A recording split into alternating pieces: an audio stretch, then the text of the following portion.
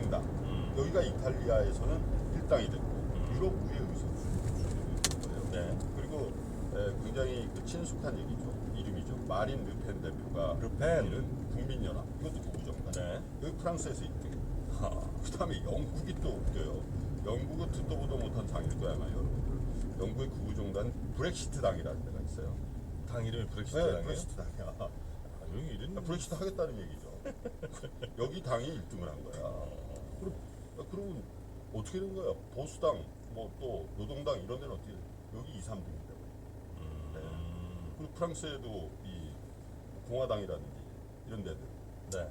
여기에 밀려버리고 이탈리아도 마찬가지고 이렇게 돼버린 거예요. 그래서 어떻게 보면은 구구정당이 이제 급상승을 했다 이런 건데 그러면 갑자기 유럽 의회 선거에서 이런 구구 파퓰리스트 정당이 급상승을 할까? 그죠? 그리고 요번에 투표율을 보니까 51%가 투표율이 나왔거든요. 네. 1994년 이후로 투표율이 가장 높아요. 네, 투표율이 가장 높았던 게 이런 구구 파퓰리스트 정당이 득세하는데 원동력이 됐다고 볼 수도 있는 거 아니겠어요? 그럼 왜 그런가 이거죠.